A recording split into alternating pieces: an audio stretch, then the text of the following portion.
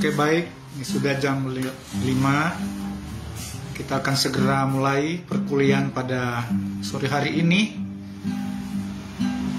Sebelum kita mulai kuliah, kita akan buka dalam doa. Kita akan menyanyikan satu pujian,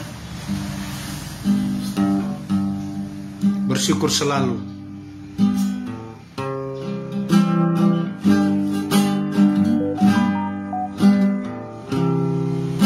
Bersyukur selalu karena kasih-Mu di dalam hidupku,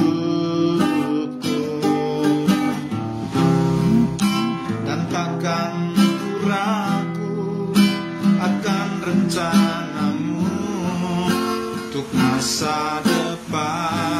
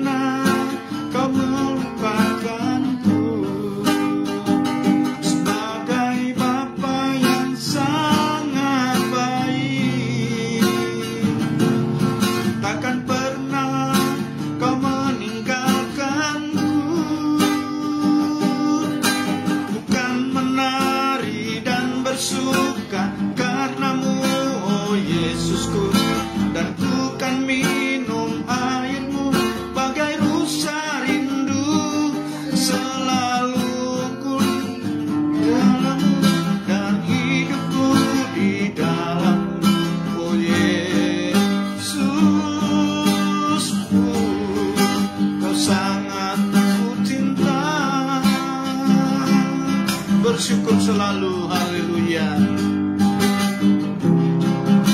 Bersyukur selalu karena kasih-Mu di dalam hidupku, dan takkan ku ragu akan rencana-Mu untuk masa depan.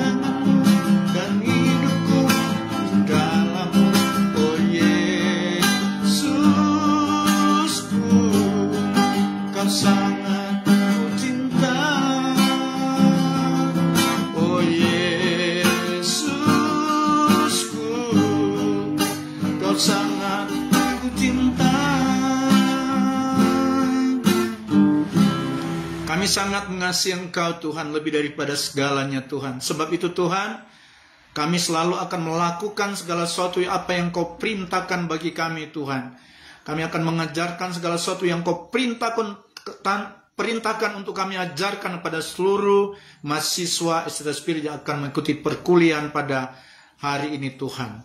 Sebab itu Tuhan, Engkau yang memimpin Tuhan akan perkuliahan ini, mengurapi hamba-Mu yang akan mengajarkan mata kuliah pada sore hari ini, mengurapi semua mahasiswa Tuhan yang mengikuti perkuliahan selalu live FB, dan bila Tuhan mereka semua diperlengkapi dengan mata kuliah yang akan disampaikan pada hari ini Tuhan. Kami serahkan Tuhan perkuliahan ini dari awal sampai pada akhirnya Tuhan. Tuhan berikan cuaca yang terbaik bagi kami, sehingga Tuhan signal yang terbaik Tuhan juga, sehingga Tuhan seluruh mahasiswa dapat mengikuti perkuliahan dengan baik dan tanpa ada gangguan suatu apapun. Kami bersyukur, kami akan mulai Tuhan perkuliahan ini dalam nama Tuhan Yesus Kristus. Haleluya, amin. Puji Tuhan. Shalom semua. Oke, kita yel STT Spirit. Spirit go. Bertumbuh, berbuah, menuai. Puji Tuhan. Jadi hari ini kita akan belajar mata kuliah manajemen Kristen.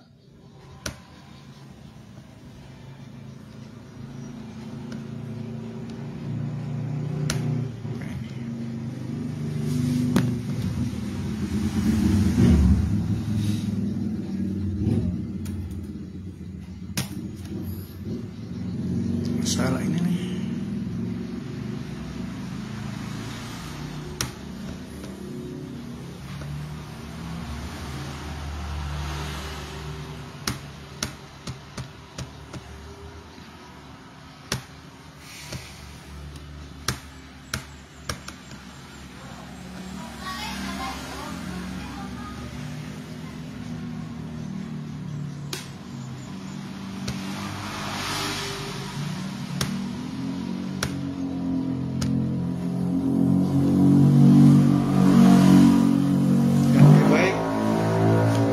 Mata kuliah manajemen Kristen bagi mahasiswa program S1, S2, bahkan juga S3 boleh dapat mengikuti perkuliahan ini, karena ini adalah mata kuliah umum penting bagi seluruh mahasiswa Sekolah Tinggi Teologi, karena bagaimanapun meskipun ini Sekolah Tinggi Teologi, namun untuk mata kuliah umum harus mendapatkan pengetahuan bagi seluruh mahasiswa, sehingga mahasiswa bisa dapat mengerti tentang bagaimana sistem manajemen sebagai seorang Kristen, kemudian dapat mengelola usaha, karena meskipun sekolah kuliah di STT Spirit, seluruh mahasiswa juga harus belajar tentang bagaimana kita mengelola suatu usaha.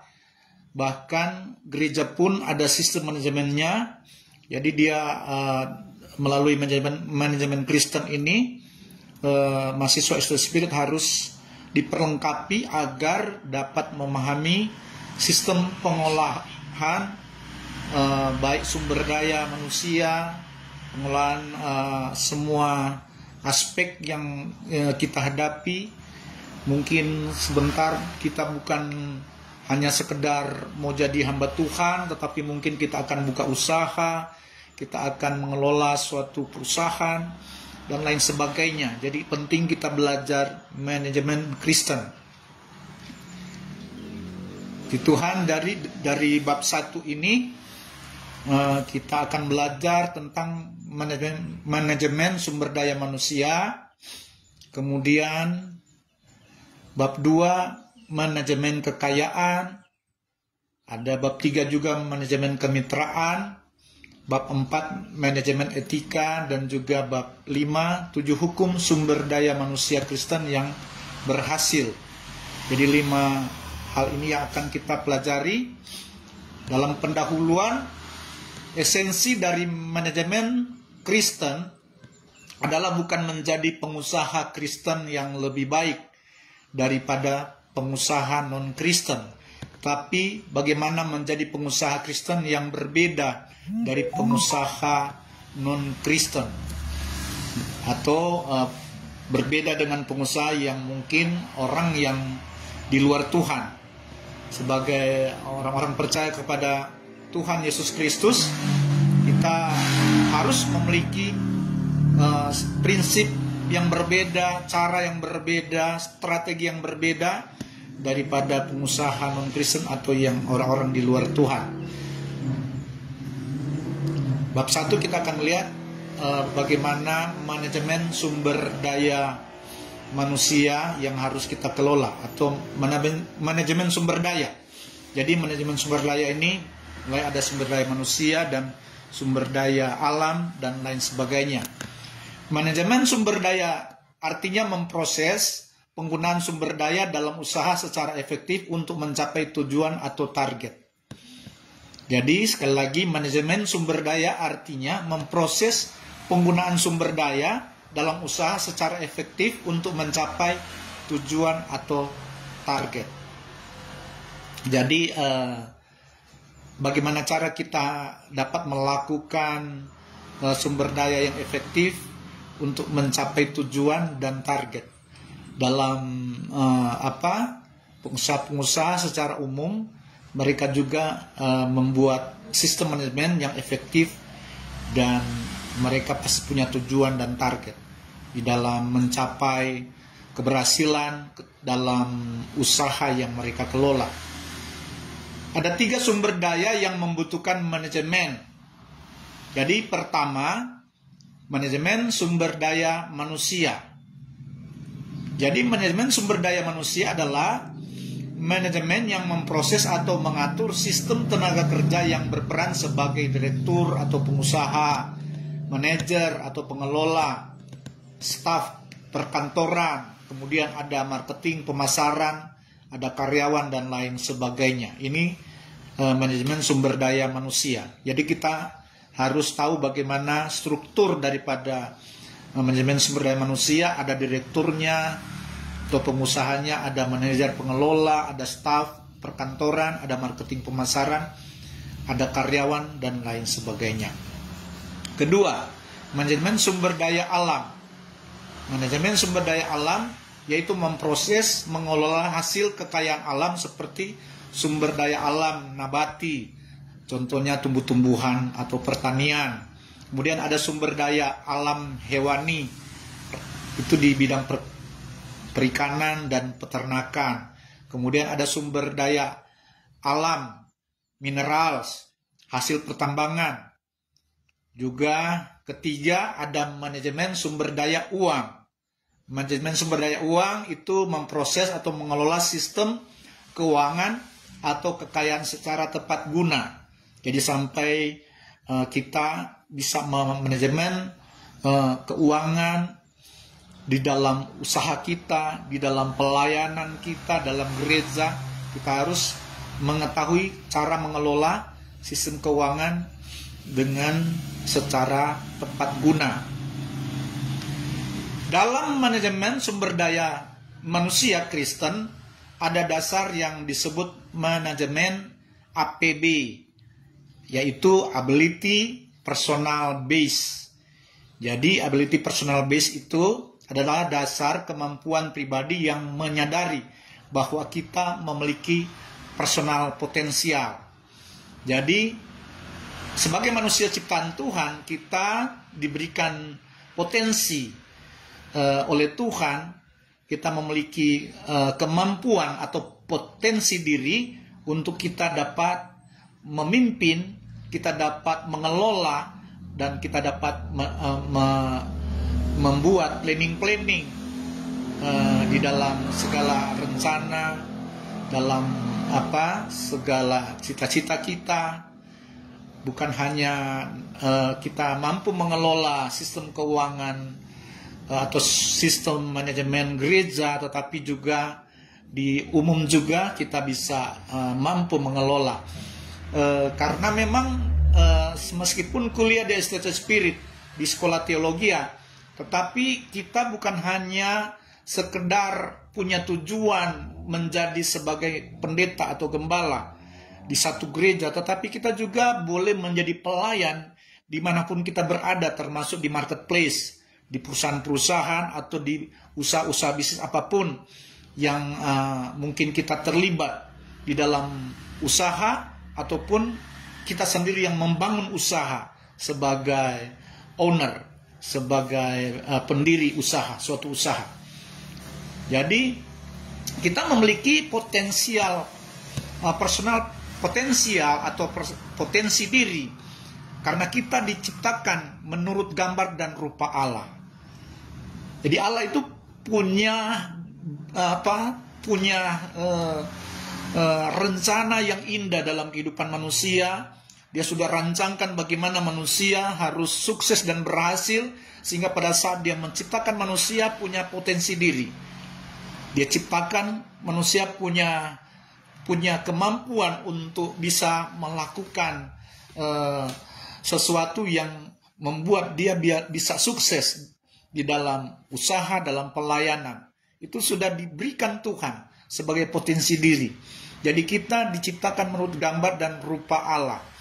Kejadian 1 ayat 28. Kemudian kita berkuasa atas sumber daya alam, SDA hayati, sumber daya alam non hayati, makhluk hidup dan alami. Kemudian seperti yang dikatakan dalam Kejadian 1 ayat 28, kemudian menjadi kepala dan bukan ekor, tetap naik dan bukan turun. Ulangan 28 ayat 13. Jadi itu potensi diri yang Tuhan berikan bagi manusia untuk kita bisa menjadi kepala dan bukan ekor. Tujuan Tuhan seperti itu, rancangan Tuhan kepada manusia seperti itu. Nah, apa yang dimaksud dengan menjadi kepala dan bukan ekor? Artinya kita sebagai pemimpin Kristen yang mengelola suatu pelayanan, mengelola suatu usaha, nah, kita akan membawa dampak bagi banyak orang. Kita akan membawa dampak bagi karyawan misalnya yang kita pimpin, bagi jemaat yang kita pimpin. Itu dampak, itu yang dimaksud kita menjadi kepala dan bukan ekor. Kita membawa pengaruh, itu menjadi kepala. Mungkin kita hanya terlibat di satu perusahaan sebagai karyawan, tetapi karena kita sebagai orang Kristen, nah di situ kita bisa menunjukkan attitude, kita bisa menunjukkan integritas kita, etika kita di dalam pekerjaan yang kita kerjakan. Kita memiliki tanggung jawab dalam kita melakukan tugas pekerjaan sebagai karyawan. Nah, itu kita membawa dampak kepada pimpinan kita, kita membawa dampak kepada teman-teman sekerja sesama karyawan. Nah, itu yang dimaksud menjadi kepala bukan ekor, semakin naik dan bukan turun. Karena ketika kita memang memiliki integritas, attitude, memiliki sifat yang jujur di dalam kita bekerja, maka Tuhan pasti angkat kita. Bukan melalui pimpinan perusahaan yang melihat kinerja kita, kejujuran kita. Nah, kita bahkan dengan cara melakukan pekerjaan penuh tanggung jawab, maka di situ kita akan diangkat. Kita pasti semakin naik dan bukan turun. Nah, yang penting di situ kita harus tahu bagaimana memanajemen cara kerja kita, memanajemen perusahaan yang kita kelola, dan kita bisa membawa dampak bagi banyak orang dengan cara hidup kita yang baik. Nah, seperti itu. Dari dasar personal potensial inilah seorang Kristen akan menemukan jati dirinya bahwa ia diciptakan sebagai industrialis atau pengusaha atau leader atau pemimpin atau employer, pemilik usaha yang telah dipersiapkan Allah sebagai janji berkat-Nya. Jadi memang Tuhan sudah memberikan janji berkat-Nya bagi manusia, yaitu potensi diri untuk kita bisa menjadi seorang pengusaha atau industrialis, menjadi seorang leader atau pemimpin, atau menjadi seorang employer atau pemilik usaha. Kalau istilah kerennya CEO yang telah dipersiapkan Allah sebagai janji berkat-Nya. Jadi kita adalah pemimpin-pemimpin yang Tuhan sudah persiapkan untuk kita bisa dapat mengelola dengan baik apa yang Tuhan percayakan bagi kita. Apakah itu dalam bidang pelayanan, gereja, apakah itu dalam bidang usaha. Nah, sekarang memang meskipun ada rancangan Tuhan di dalam kehidupan kita, seluruh mahasiswa mungkin ada yang sedang melayani sebagai gembala, melayani suatu ministry, bahkan sambil menjadi pendeta, menjadi gembala, ada usaha yang dikelola. Nah, ini penting sekali kita pelajari, bukan hanya dari manajemen gereja, kita juga mempelajari manajemen secara umum, yaitu manajemen bagaimana kita mengelola usaha yang kita bisa bangun untuk mungkin bisa melibatkan orang lain untuk bisa bekerja dengan kita sebagai karyawan. Nah, ada satu pendeta yang dia juga membuka sekolah Alkitab di Jakarta. Kemudian dia bincang-bincang dengan saya. Dia bilang itu murid-murid yang masuk sekolah itu dia gratiskan memang. Tetapi dia punya program membuat suatu usaha pertanian, yaitu menanam cabai. Nah, yang menanam ini dia sediakan bibit, kemudian dia ada waktu di mana para siswa harus bekerja di pertanian itu untuk bisa menanam cabai. Nah, dia punya manajemen yang baik sehingga dia sudah mempersiapkan nanti sebentar ketika panen sudah ada yang akan membeli. Nah, itu cara manajemennya. Kemudian yang luar biasa yang saya perhatikan, dia bilang memang saya kasih gratis kepada siswa, tetapi mereka bekerja di pertanian itu, mereka tidak dibayar. Nah, dia menganggap bahwa mereka sekolah gratis, tetapi mereka bekerja. Mereka bekerja sama seperti mereka sudah membayar untuk biaya sekolah mereka. Dan dia sudah perhitungkan, dia sudah manajemenkan itu hasil yang akan dia dapat.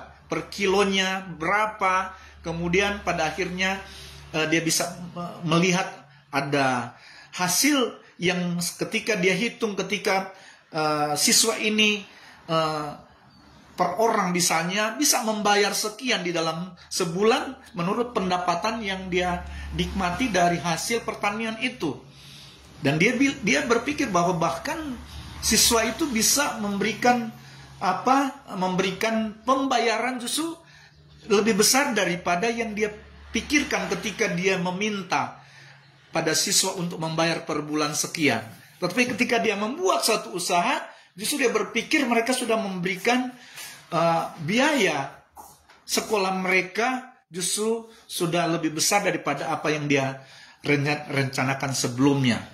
Jadi seperti itu. Jadi ada cara manajemen yang baik, dia mempersiapkan segala sesuatunya, dan akhirnya sekolahnya jalan.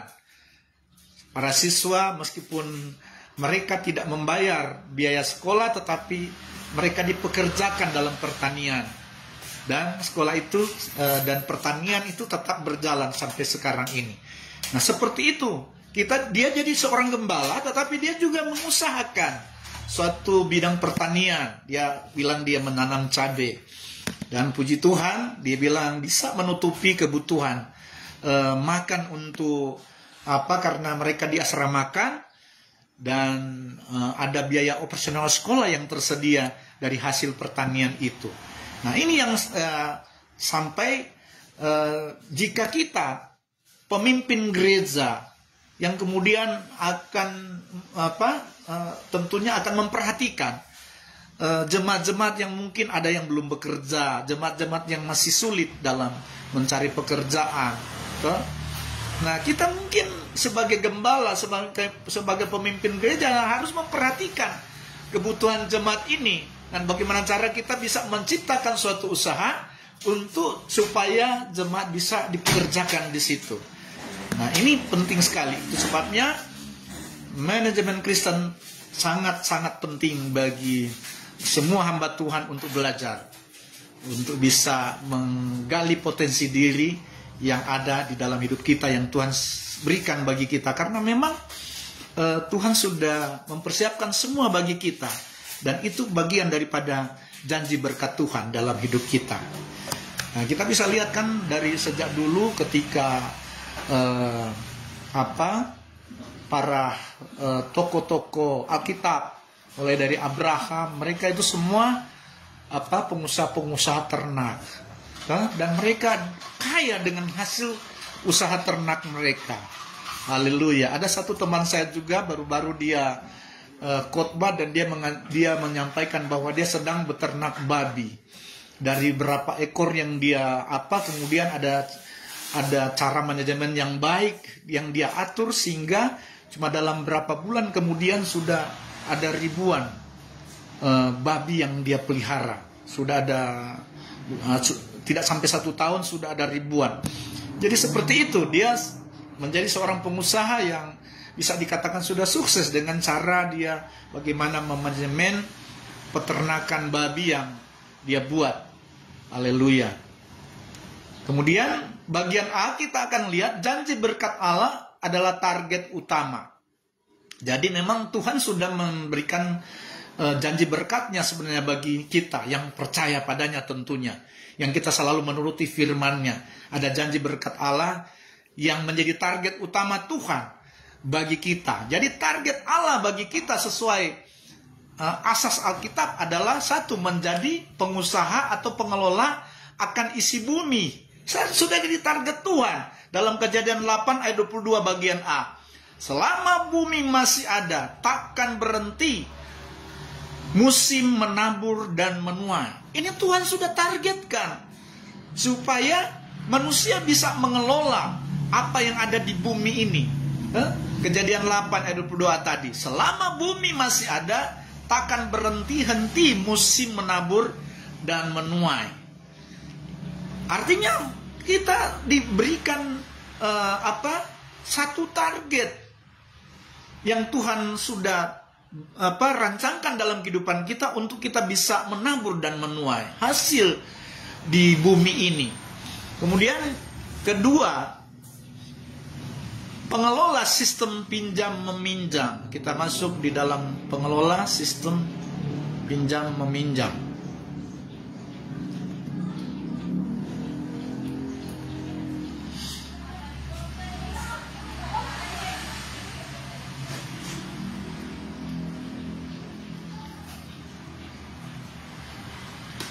Jadi pengelola sistem pinjam meminjam juga ada dalam Keluaran 22 ayat 25, Amsal 11 ayat 24 sampai 25. Nah, saudara, di dalam ini bisa saja kita boleh menjadi hamba Tuhan yang mungkin dipercayakan untuk bekerja di perbankan. Di perbankan itu tetap sistem pengelolaan mereka, sistem manajemen mereka ada yang menabung, nasabah ada yang menabung, ada juga yang nasabah bisa meminjam, atau di luar nasabah pun bisa meminjam. Jadi mereka mengelola sistem pinjam meminjam. Nah, kemudian kedua, mungkin kita sebagai hamba Tuhan bisa membuat satu koperasi simpan pinjam. Itu program pemerintah ya. Ada Kementerian Koperasi, dan kita bisa menjadi owner koperasi ketika kita bisa membangun koperasi, misalnya koperasi serba usaha, di dalamnya ada koperasi simpan pinjam. Saya pribadi sebagai salah satu pimpinan di koperasi serba usaha Raja Wali. Nah, itu yang kita bangun bersama Mner Jemi juga, Mner Jemi yang ditunjuk sebagai ketua, karena koperasi ini berdiri di Kota Bitung dan saya sebagai pengawasnya. Sebenarnya saya pendiri. Nah, karena itu berdiri di Kota Bitung, saya serahkan kepada Mner Jemi, dosen Jemi Rawung yang menjadi ketua koperasi yang mengelola koperasi ini. Meskipun koperasi ini agak tidak terlalu berjalan sekarang, tetapi tetap masih aktif, masih terdaftar sebagai koperasi aktif di Kementerian Koperasi Kota Bitung. Nah, itu tidak salah saudara, untuk kita bisa mengelola sistem pinjam meminjam untuk membuka koperasi. Dan yang firman Tuhan tidak setuju kalau kita misalnya bukan membuat suatu usaha, kemudian ada orang pinjam, kemudian kita minta bunga. Itu tidak bisa.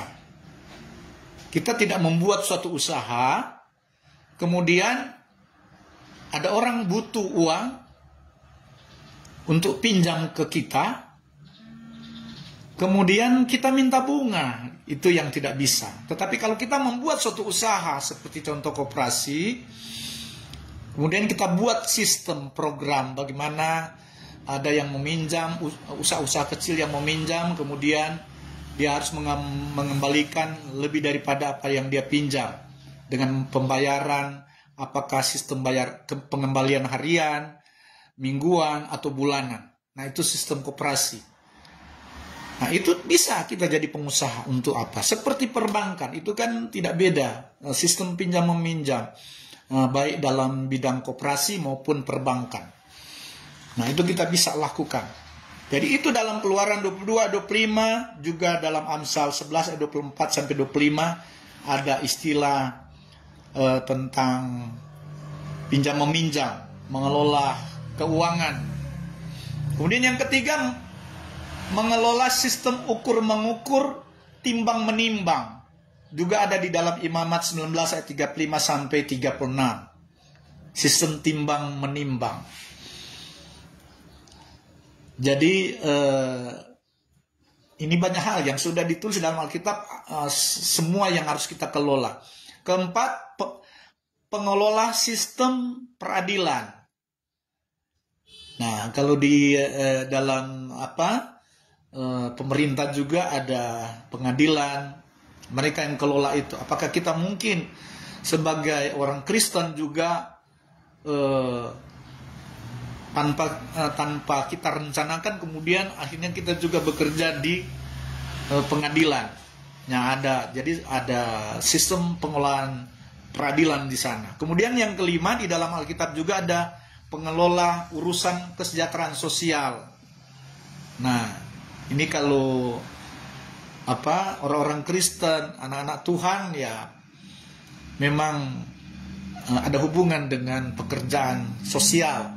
Jadi bisa saja kita bekerja di bidang sosial. Apalagi kalau anak-anak muda yang memang sedang kuliah di Estate Spirit, kemudian ada rencana untuk nanti bekerja di pemerintah. Nah, bekerja pemerintah itu nanti meskipun sekolah teologi atau ambil jurusan pendidikan.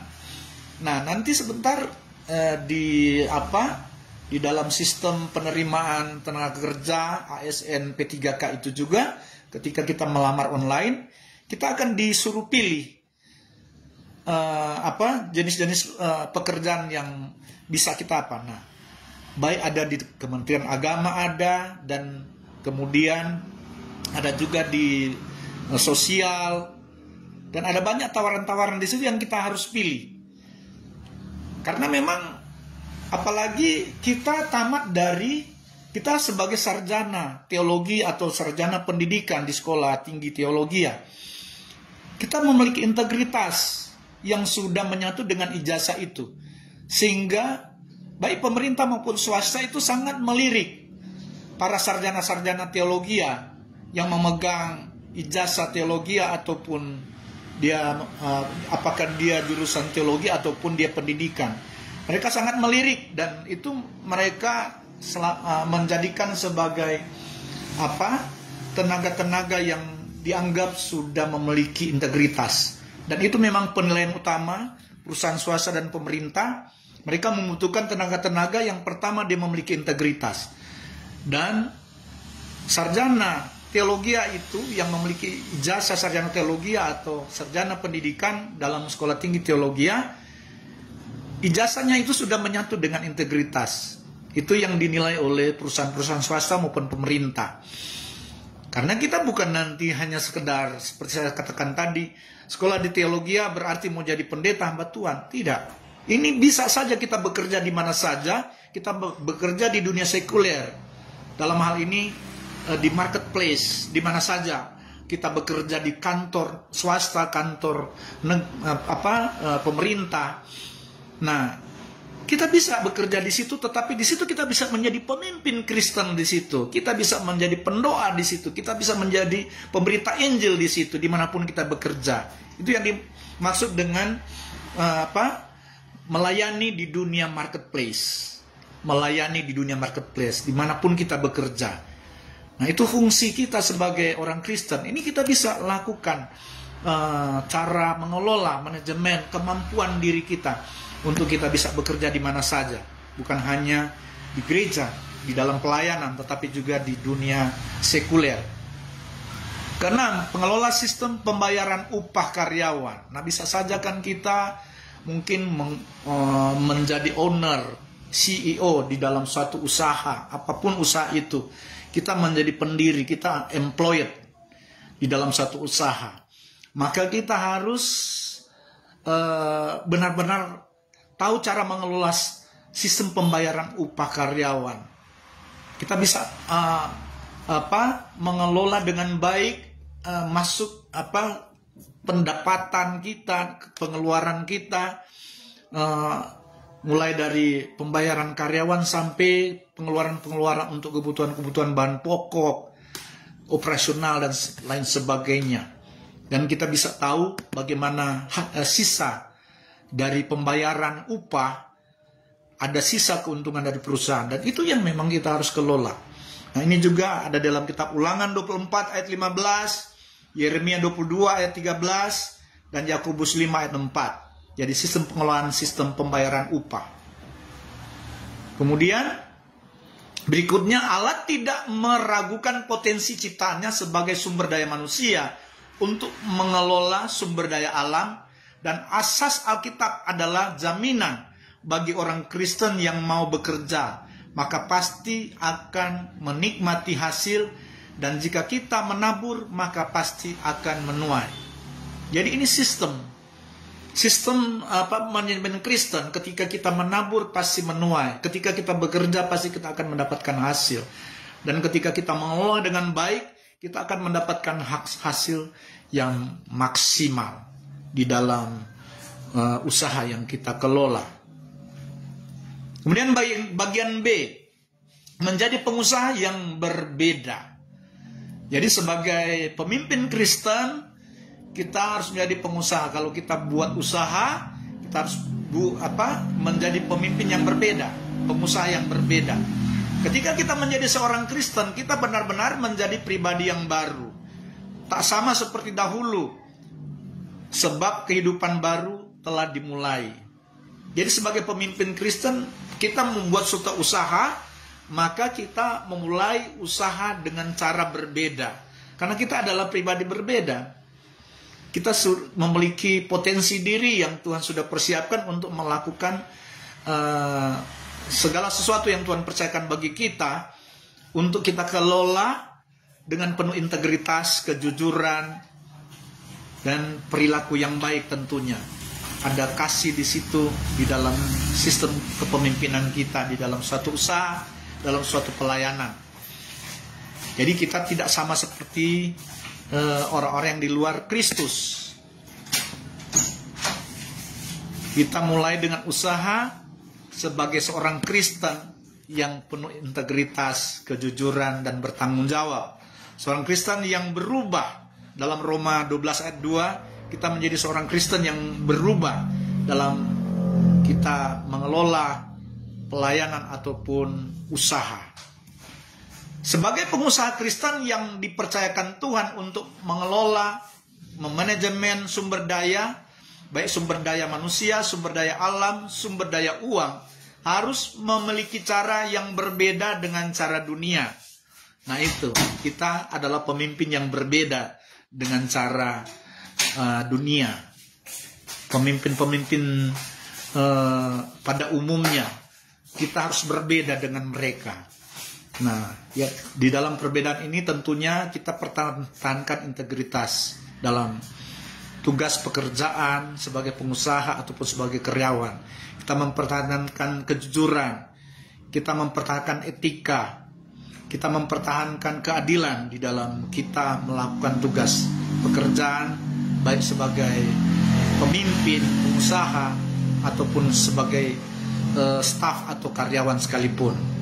Kita harus jaga integritas, attitude kita, etika, tanggung jawab dalam kita bekerja, kemudian keadilan, itu yang kemudian kasih, hal-hal itu yang harus kita perhatikan sehingga kita benar-benar menjadi terang, menjadi dampak bagi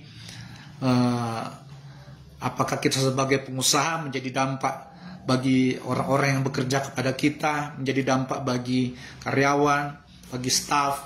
Nah itu. Kemudian prinsip manajemen Kristen, cara yang berbeda menurut Alkitab. 1. Diberkati untuk memberkati.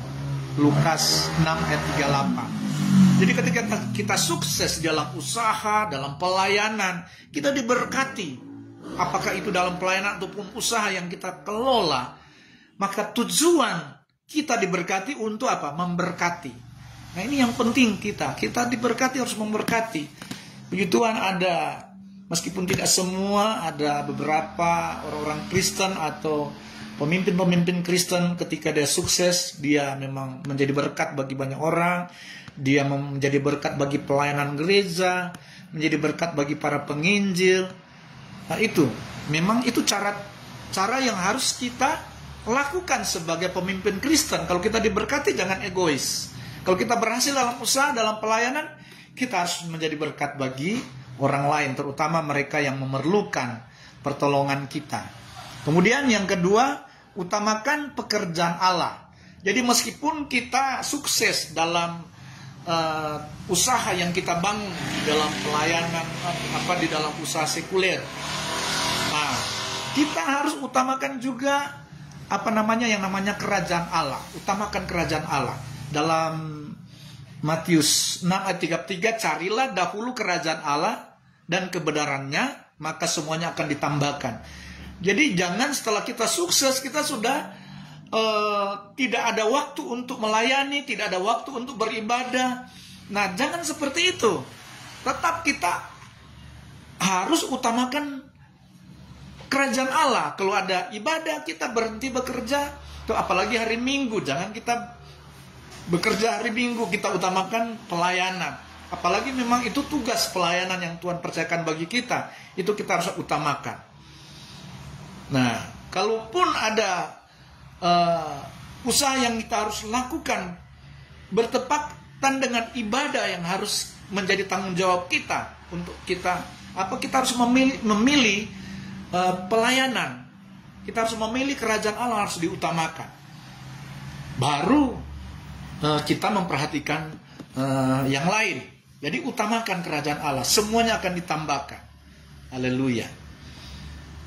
Ya, ada satu cerita yang viral di media sosial. Suami istri yang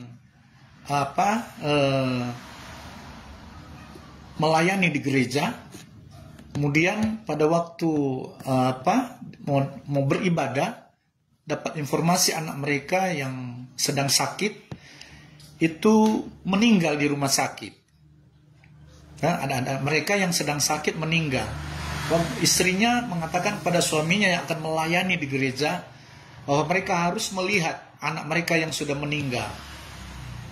Harus melihat anak mereka yang sudah meninggal. Nah, apa yang pendeta itu katakan, dia bilang dia harus melayani dulu, kemudian baru mereka akan melihat anak mereka yang sudah meninggal. Jadi akhirnya pendeta ini dia tetap mengutamakan pelayanan. Dia khotbah, habis dia khotbah, kemudian dia umumkan kepada jemaat bahwa hari itu anaknya yang ada sakit itu sudah meninggal. Dan akhirnya setelah itu pulang, sampai jemaat semua menangis sedih. Dan akhirnya setelah itu dia pulang untuk melihat anaknya yang informasinya sudah meninggal. Tahu-tahu anak itu sudah sampai di rumah, anak itu sudah dibawa pulang ke rumah karena dianggap sudah meninggal, tetapi anak itu ternyata hidup. Anak itu justru yang menjemput si pendeta, papanya, yang dipikir pendeta, papanya dia sudah meninggal, tapi dia menjemput dengan sukacita, ternyata anak itu hidup. Tadinya sudah meninggal. Nah, itu cara Tuhan. Kalau kita utamakan kerajaan Allah, maka semuanya akan ditambahkan. Semuanya beres. Jadi kita meskipun sudah sukses dan berhasil, karena banyak orang Kristen sudah sukses, Tuhan percayakan usaha, bahkan dia menjadi pemimpin usaha, tetapi pas hari Minggu dia sibuk dengan usaha yang dia kelola. Dia tidak ambil waktu untuk melayani atau beribadah kepada Tuhan. Bahkan berdoa pun dia sudah hampir tidak pernah berdoa. Ada banyak seperti itu. Itu sebabnya kita diajarkan supaya kita selalu utamakan kerajaan Allah. Itu lebih utama daripada pekerjaan usaha yang kita bangun, yang kita kelola. Puji Tuhan. Yang ketiga, kita harus membawa perpuluhan di rumah Tuhan. Jadi meskipun kita pendeta, kemudian kita buat usaha, kita dapat hasil dari usaha itu perpuluhan harus kasih di kas gereja. Meskipun kita pemimpin, kita kasih di kas perpuluhan yang kita pimpin, gereja yang kita pimpin. Bukan berarti setelah kita pendeta, kita gembala, usaha ada, kita usaha ada mengelola usaha, kita tidak kasih perpuluhan. Nah, jangan sampai kita tidak membayar perpuluhan, karena itu perintah Tuhan di dalam Alkitab. Perintah Tuhan. Kalau ada pendeta yang saya dengar ada pendeta-pendeta juga yang mengajarkan bahwa tidak perlu membayar perpuluhan. Nah, itu aturan mereka. Tapi perpuluhan memang perintah Tuhan yang harus kita supaya apa? Kalau kita mengajar perpuluhan, saya juga sendiri jarang berbicara perpuluhan, bukan jarang, bahkan tidak pernah berbicara tentang perpuluhan kepada jemaat.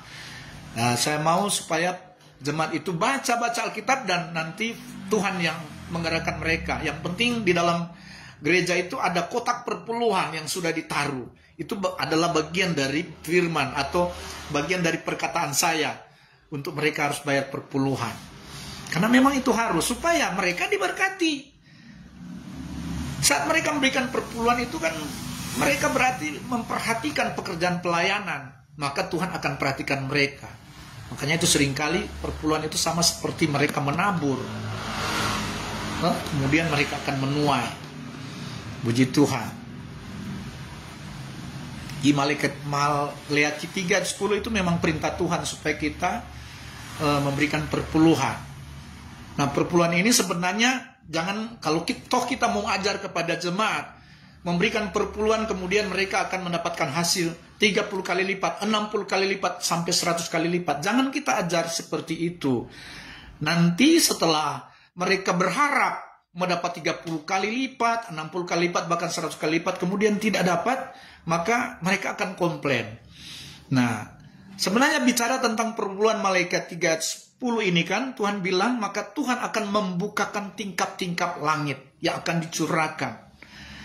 Nah, artinya ketika Tuhan mau curahkan berkat, berarti apa yang harus kita lakukan? Kita harus memiliki wadah atau tempat untuk berkat yang akan dicurahkan. Nah, apa itu wadah itu? Apa itu tempat? Jadi bukan bicara untung atau pelipat gandaan apa yang kita tabur, tetapi bicara tempat atau wadah yang harus kita persiapkan. Nah, tempat itu apa? Wadah itu apa? Yang kita harus persiapkan. Nah, itu wadah itu sama seperti suatu pelayanan yang kita rancangkan, kita bangun. Itu adalah tempat, ada wadah. Kemudian orang yang memberikan perpuluhan kepada gereja, mereka juga seperti ada tempat, ada wadah yang Tuhan akan curahkan berkat bagi mereka. Jadi bukan bicara tentang 30 kali, 60 kali lipat, atau 100 kali lipat. Tapi tempat ini yang disebut ketaatan mereka di dalam membayar perpuluhan. Itulah, perpuluhan itu suatu ketaatan. Dan wadah ini adalah ketaatan bagi jemaat yang memberikan perpuluhan. Jadi mereka mesti taat, karena itu perintah Tuhan. Bukan mereka mau berharap dapat 30 kali lipat, 60 kali lipat, 100 kali lipat. Satu kali ada cerita, saudara. Seorang pendeta, dia bicara kepada seorang jemaat yang dia punya usaha berkembang di dunia kecantikan, salon kecantikan. Nah, dia sampai ada berapa salon yang dia buka karena dia berkembang. Kemudian pendeta gembalanya bilang, kamu harus setia bayar perpuluhan supaya kamu akan diberkati 30 kali lipat, 60 kali lipat, 100 kali lipat. Itu janji Tuhan. Kemudian yang pengusaha salon ini bilang, oh begitu ya. Jadi kalau saya kasih perpuluhan, misalnya 1 juta, saya akan dapat 30 kali lipat, 60 kali lipat, 100 kali lipat. Wah, dia sudah berharap ketika kasih perpuluhan, dia mendapatkan pelipat gandaan hasil. Karena itu janji Tuhan menurut pendeta. Kemudian saudara, ada satu salon kecantikannya itu terbakar, saudara, hangus. Dia komplain ke pendeta, Pendeta bilang, saya bayar perpuluhan, saya dapat 30 kali lipat, 60 kali lipat, 100 kali lipat. Ini malah saya rugi, salon saya terbakar. Itu bagaimana pertanggungjawaban pendeta? Apa yang pendeta katakan? Bagaimana pertanggungjawaban? Pendeta bingung. Sehingga pendeta akhirnya mau cari kelemahan. Oh, ternyata kamu ada celah. Kamu kurang berdoa. Dia mulai cari celah jemaatnya ini. Wah, dia bilang, aduh ini pendeta ini kan bukan bicara karena saya harus taat rajin berdoa, tetapi pendeta bilang taat perpuluhan. Nah itu. Tapi pendeta cari celah karena dia ingin membela diri. Karena dia berjanji itu mendapat 30 kali lipat, 60 kali lipat. Setelah ini jemaat ini, pengusaha ini mengalami kerugian, ya dia komplain. Jadi bukan seperti itu. Jadi Tuhan akan memberkati kita. Di dalam kita harus siapkan wadah ketaatan kita. Dengan ketaatan kita, apa yang kita tabur itu yang kita tuai. Tidak tergantung 30, 100, bisa saja 1000 kali lipat yang Tuhan mau kasih. Bukan bicara 30, 60 atau 100. Tapi ketaatan itu yang apa? Jadi taat saja. Dianjurkan kepada jemaat taat saja. Nanti Tuhan akan memenuhi segala keperluan. Tuhan akan tambahkan bonus-bonus, bukan hanya sekedar kembali. Kita tabur 1 juta, bukan hanya kembali 1 juta, tidak. Tetapi Tuhan akan tambah bonus-bonus yang lain. Itu makanya carilah dahulu kerajaan Allah. Bagian juga ketaatan. Wadah itu ketaatan kita. Untuk kita melakukan perintah Tuhan, maka kita akan melihat wadah ini. Ketaatan ini ada berkat yang tercurah bagi orang yang setia membayar perpuluhan. Di dalam manajemen sumber daya manusia atau manajemen Kristen juga ada istilah manajemen MP. Jadi manajemen MP ini money and property. Uang dan kekayaan. Jadi kita mengelola uang dan kekayaan yang ada pada kita. Kita tahu mengelola. Nah, kita harus tahu bahwa ketika kita memiliki seberapa besar pun uang yang ada pada kita, yang kita pegang, itu sumbernya dari Tuhan, bukan milik kita.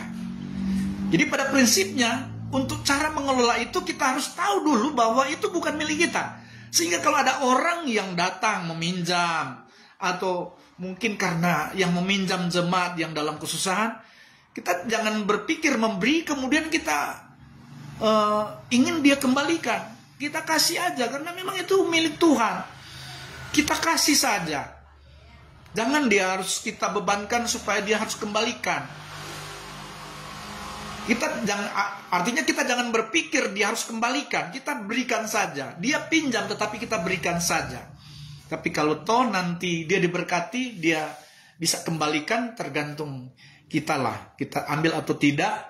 Tapi yang jelas kita jangan berharap dia kasih kembali.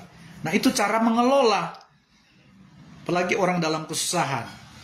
Jadi ini penting, kita mengelola keuangan seperti itu. Kita harus berpikir bahwa itu bukan kita punya, tapi Tuhan titipkan bagi kita untuk kita kelola dengan baik.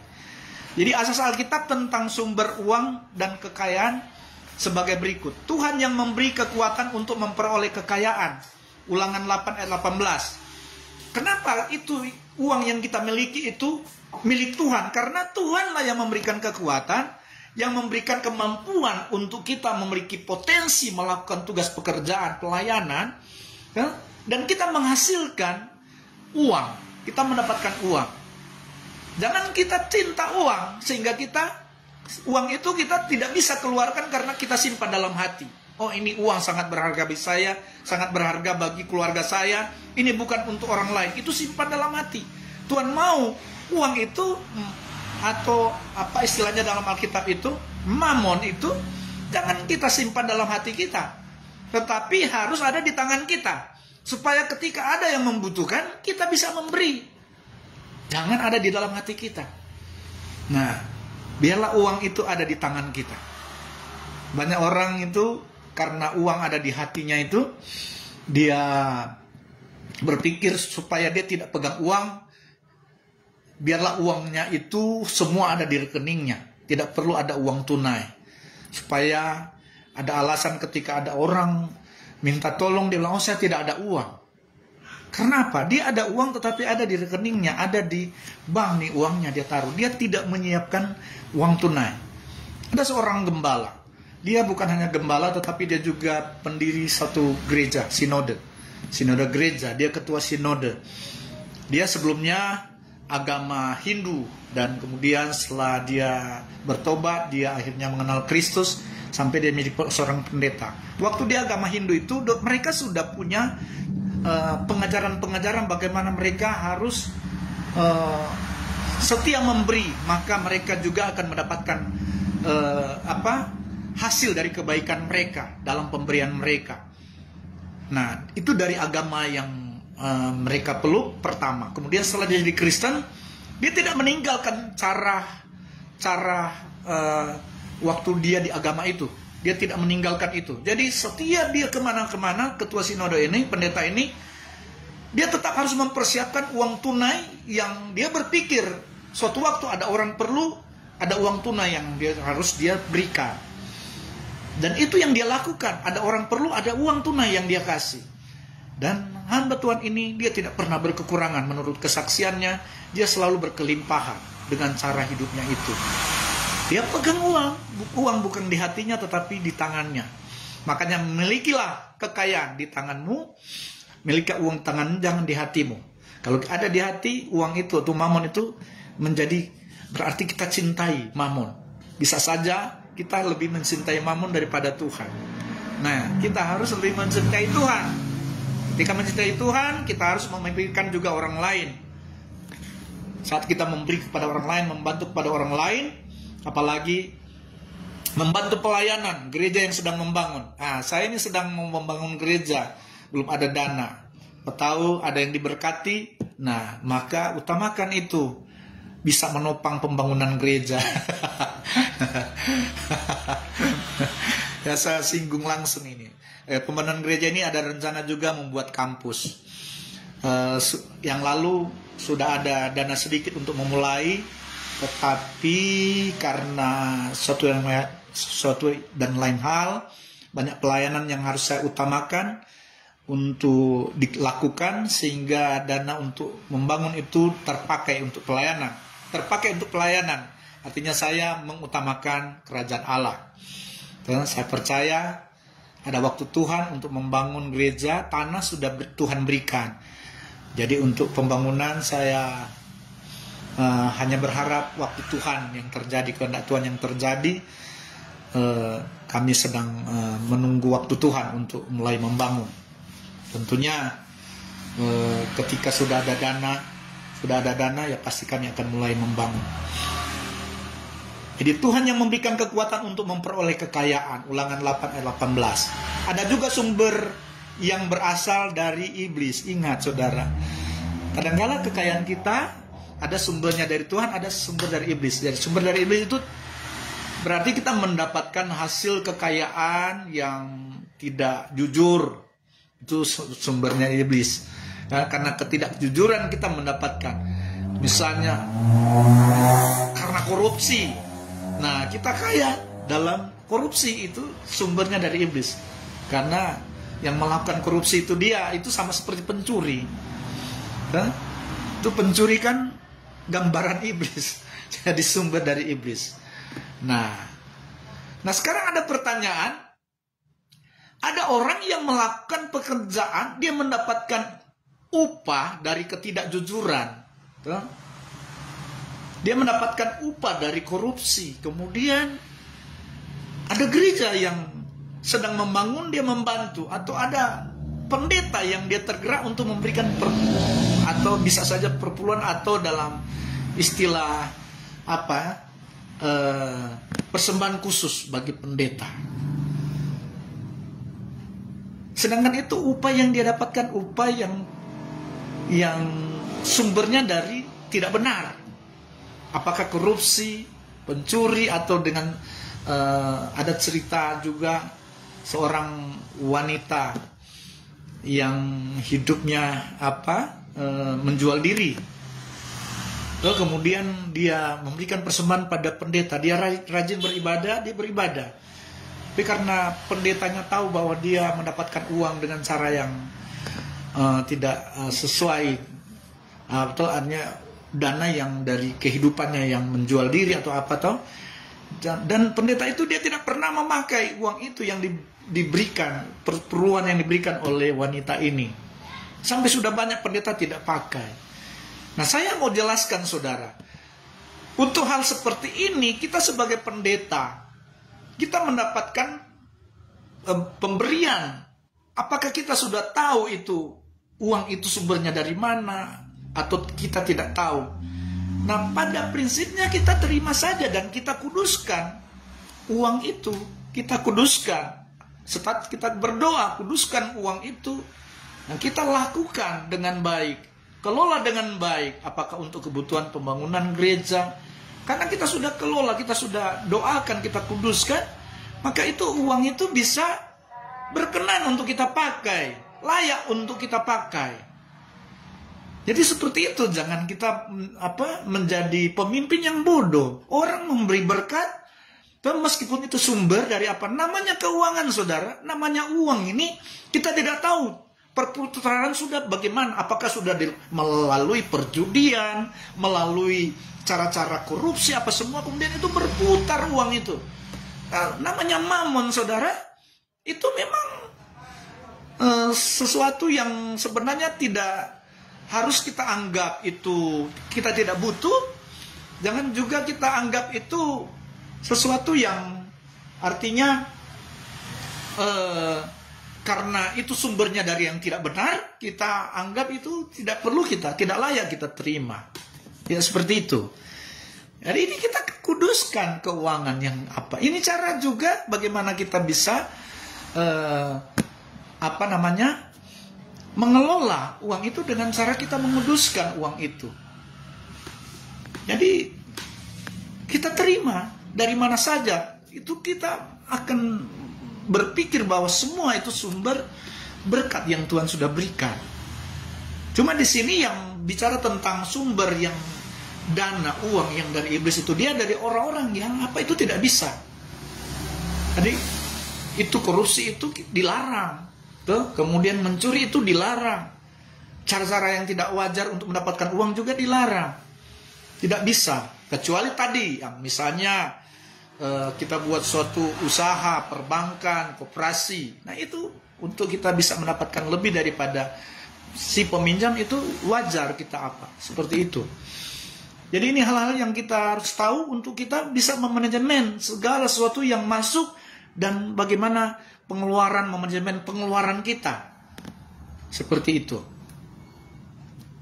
Jika kita mengelola usaha yang sesuai dengan asas Alkitab dan melayani Tuhan, maka kekayaan kita berasal dari Tuhan. Namun jika kita mengelola usaha dengan cara di luar asas Alkitab dan kita melayani iblis, maka sumber kekayaan kita berasal dari iblis. Jadi pada intinya saudara, kita misalnya mendapatkan uang yang wajar dari upaya kita, hasil kerja kita, dari tenaga kita, dan kita mendapatkan hasil itu yang usaha. Namun ketika kita kelola, kita manfaatkan harta itu, uang itu untuk kita lakukan hal-hal yang di luar kehendak Tuhan. Nah itulah justru yang tidak bisa kita lakukan, karena kita justru mendapatkan kekayaan yang layak sebenarnya, tetapi kita kelola untuk kita misalnya pesta pora, kita melakukan sesuatu yang Tuhan tidak kehendaki di dalam atau kita karena kita punya uang kita memberi kepada orang yang lagi minum-minum, ini saya kasih. Tidak seperti itu. Itu tuh persembahkan untuk melayani iblis. Orang mau mabuk-mabukan, kita kasih ini, saya kasih. Tidak seperti itu. Nah, seperti itu cara mengelola. Sebaliknya, dari manapun dana yang masuk kepada kita, kita kuduskan, kita layani untuk pekerjaan Tuhan. Pakai untuk pekerjaan Tuhan. Sebaliknya, dana, uang, kekayaan yang dipercayakan Tuhan melalui usaha kita yang kita dapat, kita juga jangan pakai untuk melayani iblis. atau sesuatu yang tidak berkenan kepada Tuhan. Nah, ini penting sekali. Puji Tuhan, sepertinya sudah sampai di sini. Apa yang saya bahas di dalam di dalam materi ini, biarlah semua mahasiswa dapat memahami bagaimana kita dapat manajemen, kita mengelola apa yang telah Tuhan percayakan bagi kita dalam usaha pekerjaan dan pelayanan. Kita bukan hanya sekedar berpikir bahwa kita sebagai mahasiswa SCT Spirit harus melayani full time nantinya atau menjadi pendeta gembala, tetapi kita juga harus Tuhan sudah berikan potensi diri untuk mengelola usaha, untuk bisa menopang pelayanan, menopang orang-orang yang membutuhkan, karena kita memiliki potensi diri. Jadi personal potensial yang Tuhan berikan bagi kita itu bahkan janji Tuhan kita sukses dalam segala sesuatu yang kita kerjakan. Asalkan kita mengandalkan Tuhan, kita selalu mengutamakan Tuhan, maka semuanya akan ditambahkan kepada kita.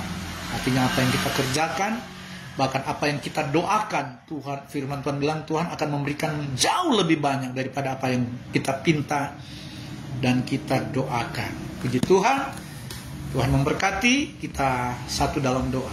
Terpujilah nama Tuhan Yesus Kristus yang telah memberikan potensi diri bagi kami untuk kami dapat mengelola segala sesuatu yang Tuhan percayakan bagi kami, baik dalam pelayanan, pekerjaan, usaha, apa saja yang menjadi cita-cita, impian, harapan kami Tuhan, untuk kami dapat kerjakan ke depan. Biar Tuhan campur tangan, sehingga Tuhan melalui mata kuliah yang kami terima Tuhan, untuk kami boleh menjadi pribadi yang mampu mengelola potensi diri kami Tuhan. Apakah kami Tuhan sudah persiapkan untuk menjadi pengusaha Kristen, menjadi pemimpin Kristen, menjadi tenaga kerja yang Tuhan sudah persiapkan bagi kami semua Tuhan. Kami akan terus melakukan segala sesuatu yang Tuhan percayakan. Kami akan kerjakan seperti untuk Kristus. Kami akan melakukan tanggung jawab kami sebagai anak-anak Tuhan, sebagai umat Kristen yang Tuhan sudah janjikan untuk kami boleh sukses dan berhasil dalam segala sesuatu. Kami boleh dipakai Tuhan, dipercayakan Tuhan untuk melayani pekerjaan Tuhan, baik di dalam pelayanan maupun dalam dunia marketplace Tuhan. Terima kasih Tuhan Yesus, serahkan kehidupan kami, seluruh mahasiswa SCT Spirit yang tangan kuasa Tuhan. Tuhan sudah memiliki rancangan yang indah bagi seluruh mahasiswa SCT Spirit.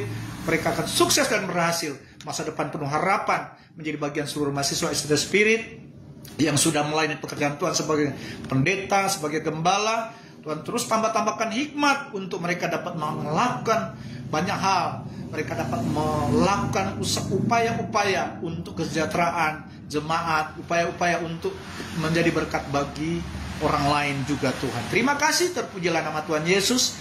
Kami berdoa dan mengucap syukur. Haleluya. Amin. Tuhan Yesus memberkati kita semua. Shalom. Shalom.